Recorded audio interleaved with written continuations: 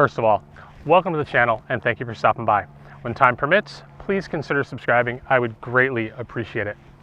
We are blazing under the Florida sun now, and I want to take a couple of minutes to talk about how I deal with the blazing sun when I visit Florida a couple of times a year, usually with one of my motorcycles. And I really do like to ride, but as anyone who's seen, say, Shade Tree Surgeon's videos, in Florida, it is really uncomfortable to ride with gear.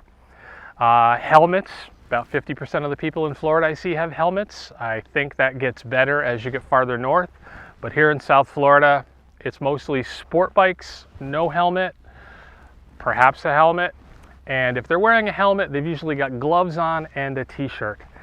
And honestly, with the heat down here, even in the winter and the spring, I do understand why ATGAT is not really a thing here in South Florida. That said, it has to be a thing for me. I really appreciate my skin. I'd like it to stay on the outside, holding everything in. No big holes, no big tears. I'd like to keep as little asphalt in it as possible. So I am not gonna go with a helmet and gloves and risk it. Let's be realistic here. Even those of us that say, I go ATGAT all the time, always, we're not wearing the safest equipment we possibly could. We're wearing the equipment that is safe for right now at this point in time what we're doing. In Florida, I could wear my Climb jacket, my big ADV jacket. It weighs about 12 pounds, and that's the safest thing I own, my Climb Carlsbad. If I was truly all the gear all the time, you would never see me in anything but my Carlsbad. But I'm not gonna do that. Most of you aren't gonna do that. It's too damn hot. So I have two other options that allow me to have, I hope, a level of protection without simply being too hot to ride, because I really do want to ride. I'm on a motorcycle. I know this thing is inherently dangerous. I'm accepting a level of danger that is irresponsible by any measurement. It's simply irresponsible to be on this. But I'm going to be as responsible as I choose to be and as well as I can be, and still deal with this heat and sun and unbearable temperatures. So the two choices I have are, first, this is my Climb jacket. This is mesh. It is the most open mesh jacket I've ever owned. I've always liked mesh jackets. It gets over 100 degrees in New York State in the summer. Unfortunately, we have terrible weather all year round. Bitter cold, blazing hot. Welcome to New York. But when I got to Florida, I was looking for something with better impact protection than what I would wear in New York. And the reason for that is, again, I'm around Miami, I'm on I-95, I'm on the Turnpike, I'm on 75, where if you're not doing 75 miles an hour and passing, people are beeping behind you. They drive really fast on the highway here because when you're on the regular roads, it's a stoplight every 100 feet and terrible traffic. So when folks get on the highway in South Florida, they go really fast. And I was looking for better impact protection. And this is my Climb induction jacket, and it has full back support, good shoulder support, very good elbow support. This goes halfway up my arm and almost all the way down to my wrist. This is Cadora, I think it's 600, don't quote me on that. So this has incredibly good slide protection and impact protection while still offering incredibly large mesh panels. The entire front of this jacket is open, and when you ride, it feels great. The arms are open on the inside. Unfortunately, there's no mesh back here, but again, that's for the excellent impact protection. And in the back, while it is completely mesh in the back, by the time you put a CE2 rated pad in there, even mine, which has the venting holes, it's warm in the back. There's just no way around it. Now in Florida, this jacket gets me to about 85 to 90 degrees comfortably. Now, I bought black, and I did that because it was $150 off.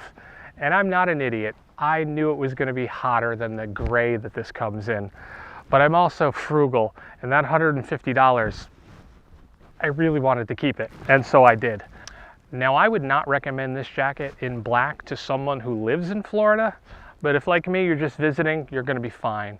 And in New York, where even if it's 100 degrees, it's not beating on me as badly, I've never had a complaint about this jacket. It's a really, really good jacket. And because it's a climb, it's more than just durable. This is a great quality jacket that you will not regret having spent money on. Unlike their ADV jackets, you can get an induction for $250 or $350. They're on sale all the time at different retailers. You're not gonna have to blow 600 bucks on a nice jacket. If I had to say anything about this that's negative, it would only be that because it is such an open mesh, letting this touch other things will sometimes pull up the mesh slightly. I haven't had that with cheap jackets, but this is, well, it's a fantastic mesh, but you do have to be careful what you put it against. If you put it against something with metal edges, it's gonna attach to it and do some pulling. I did have a few spots where that's happened. But overall, this thing is 2 years old now and it is rock solid. I've never had to test the crash protection, and like all of you, I hope I never do. But I will keep wearing this until it wears out, and I can't even imagine when that's gonna be because of the build quality. Now, when it is over 90 degrees, my climb induction jacket breaks down. At that point, even the air moving through it is so hot that I can feel my arms melting where all the padding is. My back is just pouring perspiration because, well, there's so much padding back there with the CE rated back piece. So 95, I don't wear that. So what do I wear? I'm not gonna wear a t-shirt. Let me show you. Okay, if it's 95 degrees, going back to what I said earlier, we're never really at GAT. Very rarely anyway are we wearing the very best gear we have, the most level of protection available to us. The reality is that a Hawk jacket off of Amazon is probably going to offer me more protection than my mesh induction jacket. And because of the temperature, I decided to step my ATGAT down to that jacket. And when it hits 95, I'm not going to lie, I step my protection down even further to this, which is my Icon Field Armor jacket. This is essentially a mesh t-shirt with armor in the chest. This is D3O. This is not CE rated. They give a good example or a reason on their website of why it's not and assure us that it is just as safe. They just can't get the rating due to the thinness of the material. So this is very similar to what I have in my Carlsbad, only much thinner. So we're protected in the chest, we're protected in the shoulders, we're protected on the elbow, but very little. And in the back, again, there's some protection there. This is to protect me from hitting the ground. D3O works with impact. In theory, the science says that if I land on the ground, this will do some sort of physics magic and actually absorb the impact despite it being very thin. Now, as far as slide protection, there is literally only slide protection on the pads. If I go face down into the pavement, this is not going to be pretty. This is going to hurt. That doesn't usually happen. If I fall and land here, if I go on my shoulder, there is a relatively decent amount of slide protection added. Again, this is for very hot days. Today, it's almost 90 degrees. I'm not wearing that. I rode out here wearing my jacket, and I will ride home wearing my jacket. This is strictly for those days where it hits 95, it goes up to 100. The humidity is literally 100% here in Florida. And the benefit to this is it breathes everywhere except for where the pads are. And because the pads are not everywhere, this breathes incredibly well. So I'll slide this on in 100 degrees. I'll put a jersey, which offers 0 protection, but makes me look cool. And I will ride. It is not the safest choice I can make. It's not even the safest choice I can make for what I own. But I'm going to ride, and all of us are going to make a choice. Where on the ATGAT scale, because it is a scale, where do we choose to ride?